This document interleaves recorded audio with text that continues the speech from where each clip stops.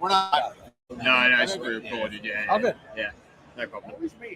Hello, this is Freddie Hall with the Franchise Tag Podcast. We are at Radio Row, day 3 of Super Bowl 59 in New Orleans. Sky's with me, and we've got one of the faces of the NFL at the minute, I think. Chris Brockman. I am a face. When you talk about I enjoy the NFL.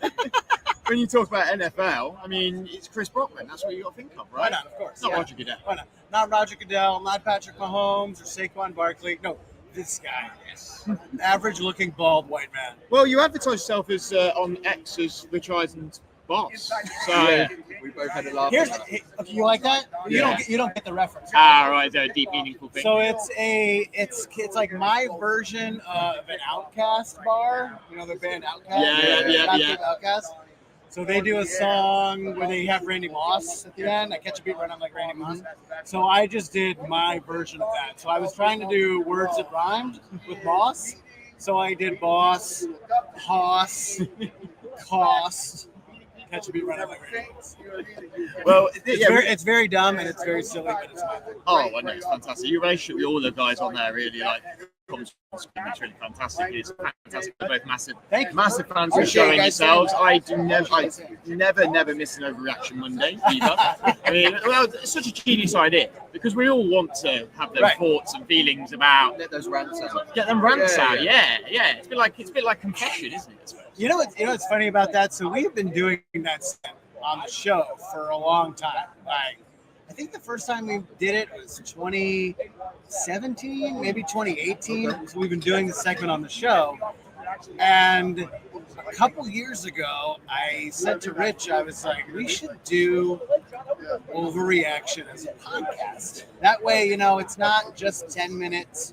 We can stretch it out to 30, 35, 40. And we can just kind of like elaborate a little bit more on some of the takes. And because it's like, obviously it's super fun. Right?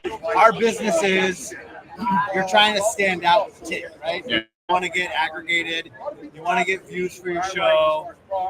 So you kind of say something crazy, whether you believe it or not. Yeah. So this type of segment is just us kind of like winking at everybody. Yeah. Like, hey, we're in on the joke. We know how silly this is. But this is going to be a topic that someone does talk about on a show, and they're serious, and we're just kind of like half serious, kind of fucking fun, and it actually gives me a way to kind of get some takes off my chest. Yeah. Or float some ideas. While like hiding behind, Reaction Monday. Like, I don't really mean this.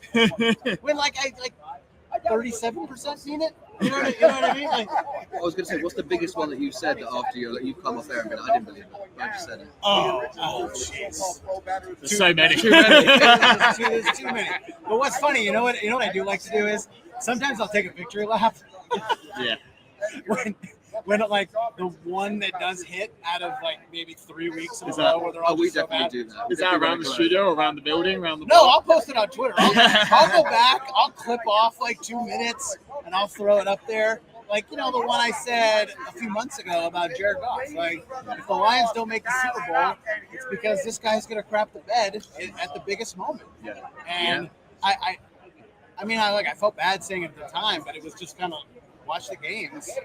And he really stunk it up in the divisional round. And unfortunately, he's such a great guy, and he was great for the Rams. And then he's been great for Detroit, and he just hasn't gotten over the big game hump yet. And you think it'll come. They're so set up, the Lions are, to succeed for a long time with Dan Campbell, Hutchinson, all the great players that they have. And he'll get there. It's a moment that you've seen throughout all sports. Every great player has to fight through some adversity before getting over that championship hump. And unfortunately for Jared Goff, it kind of came against Washington in the divisional round. But I did take a moment to take a victory lap on Twitter saying that this was going to be the reason this year. But, next year and beyond is a different year. But it's super fun. Thank you guys for being fans. It's really taken off. Rich was super into the idea. We kind of had to shelve it for a year because he initially wasn't going to host it. We weren't going to do it together. Yeah. And so we were kind of throwing some names about who might be available. to consistently kind of do that type of show. And thankfully, no one took the idea in the year that we shelved it, because the last couple of years it's really taken off. It's a lot of fun. Well, if you're ever looking for a rebrand, I know two British guys. So what have been some of your hottest takes this year that have kind of come true? Do you remember any? Well, I said Eagles since the start of the year. And You were on the Eagles? And I feel like most people were on the Lions. Most people were on the line. I was with you. I've been kind of. Rich would do his power rankings every week, and I'm like, yo, where are the Eagles? Because as soon as they had Barkley with where are the line, it was almost like you knew what was coming. Yeah. And do you like you said with Jared Goff? I mean, you know, I like him because he helped us win that Super Bowl for that picture.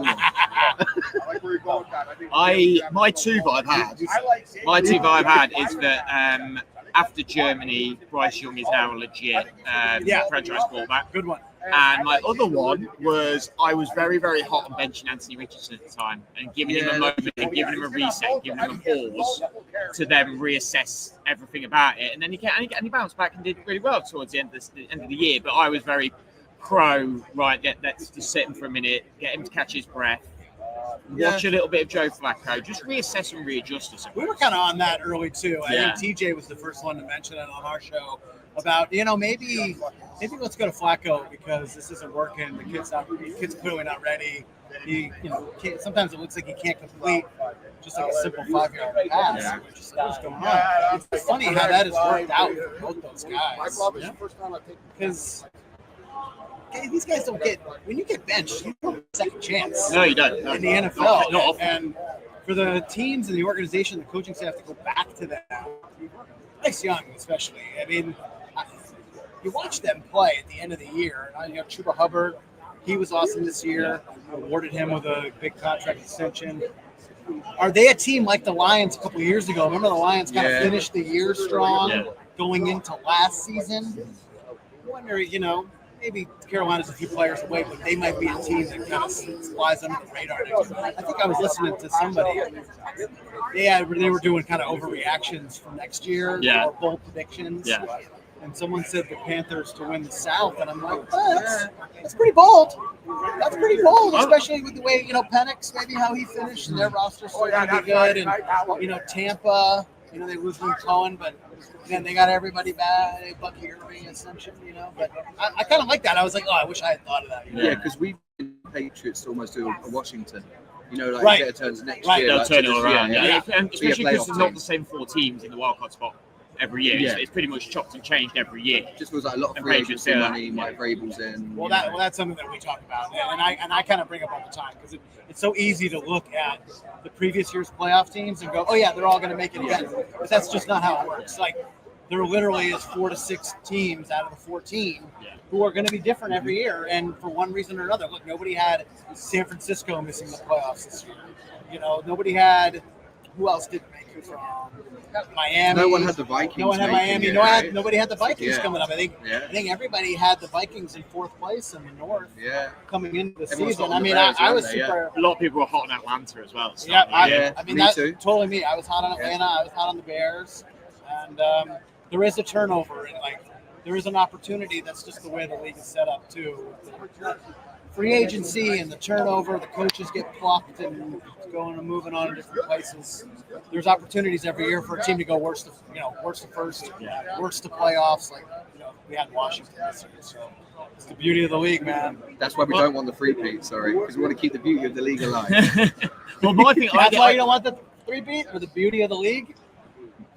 Anybody watching? That was our week to everyone. That's funny. Let's get on to brass tacks a bit then with the Chiefs and the Eagles in this Super Bowl. I mean, I've been saying a lot of the interviews we were doing, it's a case of should and will. And you look at the Eagles, they should win this game. Barkley's been at all-time great this year. Jalen's played pretty well down the stretch. The defense is one of the best defenses in the league. They've been going over it. They should win it. But the Kansas City Chiefs will win it. Because of their will, their grit, their determination, they've been here before. Should and wills. Should the Eagles win it, Jake? Our social guy, Jake, is a diehard Eagle fan. They should win. I think if you're looking at it on paper, they have a better roster, right? They have a better roster. Better offensive and defensive line. Better receivers. They have the better running back. But the Chiefs have the 2 best coaches and the best player.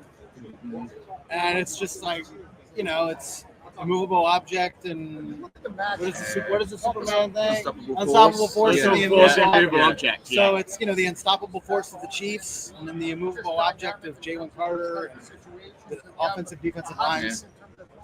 I don't know, man. Like Chiefs fans give me so much grief because they think I hate them. It's like I don't hate guys. Like, watching and appreciating greatness is so rare in sports, and to have something like this happen, it's really cool. Now then, there's the Patriots fan side of me is like, I don't want them to do anything that Brady couldn't do, and like if he wins this one, there's just going to be the off-season goat talk is going to be insufferable. Oh yeah. But it's still cool and still awesome. Yeah. And like we did a segment on the show 3 years ago about who are your quarterback Mount Rushmore, and I'm like, yo, I don't care what you guys say. Like Mahomes has to be on it. Yeah. Like, At this point. sorry, Joe Elway, sorry, like Joe Montana, like he only won one Super Bowl at the time. You could just watch the dude play and understand what's coming down the road. And now we've seen back to back and the doorstep of the three-peat. On paper, the Eagles should win. We're going to pick the Eagles on the show just to kind of keep the bit going of being anti-Chiefs. But I don't know what's going to happen. It'd be cool if it went to overtime. It'd be cool if it went to double overtime. Yeah. I think I heard someone else kind of say this, and I agree with them. If it's a high-scoring game and it gets to be a shootout, the Eagles are going to win because they're more built for that type of game with the weapons that they have. Goddard's been coming on in the playoffs. Obviously, Devontae Smith and A.J. Brown and Saquon Barkley should be MVP this year. But if it's a low-scoring, tight, 24-21, fourth quarter, and there's 3.5 minutes left and the Chiefs get the ball, well, you know what's going to happen. Like 15's going to hit 87. 15's going to hit. Juju Smith-Schuster had a huge play last week. Xavier Worthy's going to make a big play. Maybe they'll get a penalty that goes their way. Like, I'm sorry, that's just the facts. It's been a storyline this year. And they're going to win the game. So, Eagles need to play fast, big plays. Let's put some points on the board. They're also a team. Look, I mean, I know the last two Chiefs wins, they've been down by 2 points. They have the ability to come back. That's the Mahomes magic. But if the Eagles get up by 2 scores, 17 points, they might just run away with it. Yeah, they might stonewall them. Chiefs need to keep it close. Chiefs need to keep it close. Have a chance at the end, and they're going to win. That's just fun. In terms of the penalties, I just have to bring up, there was 4 weeks ago when you and Rich were talking about the comparisons of the Patriots and the Chiefs. I just don't think I think he was quite adamant in saying, like, oh, we've been through this already in 20 years. I don't see that. Because I feel like there was always a narrative against Brady, of course, like the Deflate game, even with the GOAT talk. Like, I remember it took to him getting to the Falcons victory to even be, hailed as a GOAT, whereas now people want to put Mahomes there. Yeah. It's just... you know what that is? That is you guys are actual Englanders, and I'm from New England. That's just our, persecution complex. Everyone's always out to get us. Yeah. And it's like Philly fans kind of feel that way too. They feel constantly disrespected. Again, I don't feel like it was like it is now. Even the Brady would whine, Brady would look, and maybe he'd get a flag in that sense. But I never saw the flopping. I know. Maybe someone will come up with a video montage. I don't remember the flopping from the Patriots players. As a non-Patriots fan, was it bad? 2-2. I mean, was it awful? Were we you had some favourable calls at times. I always think of that Eagles. It's like everyone talks about the call that started it all. The Tuck rule. Yeah. We call it the snow game. Everyone else calls it the Tuck rule game. But that was the actual rule. That wasn't just like something they made up out of thin air. That was literally the rule. Yeah. And it was interpreted correctly. What do you want the refs to do? Not do that? I don't know. I mean, and all I know is I've seen 2 back-to-back dynasties now, and it's right. And that's pretty insufferable. And let's be honest, that's kind of what's crazy, right? Yeah. The Patriots finished a 20-year run, and you're like, oh, we're never going to see that again. And immediately we see it again. Yeah. We immediately see it now. The thing we've been talking about on the show is like, what's going to equal what the Chiefs got a chance to equal the Patriots or exceed them. go several seasons. I mean, the Pats went 10 years without titles, and then ripped off 3 out of 5 after winning 3 out of 4. Now, the Chiefs might just dominate the next decade as well, but can they face some adversity? Andy Reid is going to retire at some point. Travis Kelce is going to retire. Chris Jones are all going to retire at some point, and Patrick Mahomes will be the constant. Can they get a whole new batch of guys in, a whole new batch of superstars? Like go from, the Brewskis and the Dillons and the McGinnis and that whole Will Forks and Kyle. Those guys leave, and in come the Edelmans, the Hightowers, the Chandler Joneses, the Welkers, although he never won, the Amendolas, the Hogans. Will that happen? I think they're a very astute organization. I would be inclined to think they've started doing it already. Exactly. Like you look at some of the draft picks, they've hit on with people like Trent McDuffie. It was seen as a pretty decent corner, but David Worthy, Rice when he's out there. Nick Bolton, who they've drafted in recent years. And Karlaftis, very well run organization. Brett Veach is one of the best general managers in the league. Their assistant GM just got plucked for a job somewhere else. Like, they run their team how you're supposed to run your team. Obviously starts with Andy, starts with ownership. They're going to be around for a long time. Like, again, someone's going to have to beat them. Like, it's so, all the comparisons to the Jordan era are the same. Like, he prevented so many guys from getting rings who ended up being Hall of Famers. And you just look at these AFC quarterbacks that are just going to have this guy 15 of the way for their whole career. Like, there's a good chance. I said this, I did it as did I do it as what's more likely, or it might have been an overreaction? Like, there are a group of guys, Lamar, Josh Allen, Justin Herbert, Joe Burrow, Jalen Hurts possibly. There are Jaden Daniels. There's like 8 guys who could be Hall of Fame quarterbacks. A bunch of those guys are never going to win Super Bowls. They may not ever get there, and they may not ever win. And we're going to look back at their careers and like, he was Dan Marino. He was Jim Kelly. He was, oh my God, how many championships did 15 prevent all these guys from having? And, that's what the next, I don't know how long Pat's going to play. That's what the next 10, 12 years are going to look like. I know the guy's going to be. Sorry? I know the guy's going to be. Exactly. Oh, exactly. Come on. Going to get Travis Hunter. Drake May's coming. He's coming. I agree. I do I hope agree. you guys are ready. I do agree with that. One segue. This is a big segue, admittedly, but I wanted Let's to just turn. because I thought it's only just been announced, and you might not even realise that this has just happened. But NFL just had a press conference while we've been on here, and they've announced that 2026 there's going to be a game in Melbourne, Australia. Oh, yeah, I did hear and that. it's going to be the Los Angeles Rams that are going to be the team. Yeah. Really? Initial thoughts on the expansion and how the NFL is going with this, because there's also a lot of rumour mill about another country at the end of the week that may have a game. Well, Spain's going to have a game, right? Spain, that's confirmed. Yeah. Miami's Confirmed. There's another Germany game, right? Yeah, it's in Berlin. The Colts are confirmed for that game. Right. Obviously, we got the London games. I'd imagine there'd be another. It's going to be in 2026 Melbourne, Australia as well. So it's not Oh, this okay. year, It's the year after. It Okay. takes that long to fly there. Yeah. I've never been, but I heard it's a long flight. Is there going to be a South America game most likely again? Or I don't think that's been actually confirmed. Okay. I got to say, at first, as a fan, I guess, what are we doing? For the expansion of the league, the growth of the game, and for the first time this year, we went with Rich to the Germany game in Munich. It was unbelievable. Yeah, we were there. Like, you guys went. Yeah, I went for that. Yeah. We didn't stay for the game, but I did go to the Bayern Munich game earlier in the week. Did you? I went to that game as there. well. No way. It was amazing. Yeah, it was so good. It was amazing. Yeah. The giant beers in the Yeah. It was incredible. It was the Musiala header, 1-0. Champions League game against Benfica. It was awesome. Yeah. And the German fans, like, those guys love football so much, and to be able to export our game to them and have them think about what they have to go through, right? So we were there. That was week 10, I believe. Right? Yeah. It was So that was the Thursday night game. The Bengals Ravens, absolute insane. Yeah. That game didn't start till 2:15 in the morning in Germany.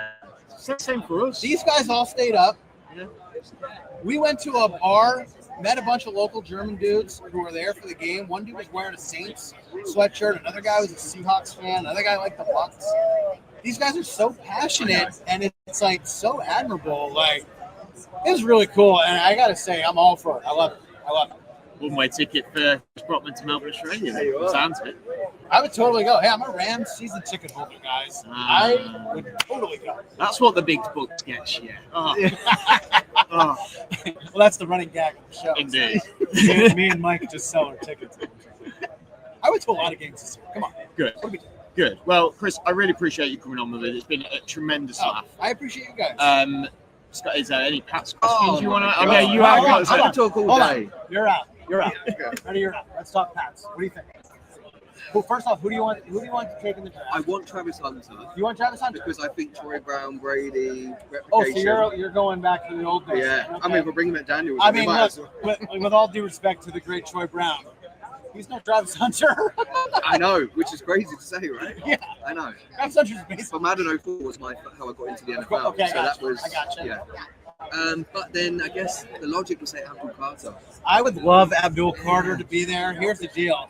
Our buddy Daniel Jeremiah keeps talking about him as the best player in the draft, and he should go number one. Yeah. I need him to stop saying that. So Abdul Carter drops down to you. I think if Myles Garrett gets traded, then surely the Browns. Yes. That's the logic. I would say now we had Myles Garrett on our show on Wednesday. He's here today. Wow. He's walking around. Well, I kind of said, like, Foxborough has some nice real estate. Well, you saw Christian Gonzalez earlier. You should have said to him, Chris, just, Miles is about, go and tap him up. Yeah. What a great draft. Browns are for sure going to take Abdul Carter. I imagine they go free agency for quarterback. I'd imagine they'd be in on Cousins or Darnold.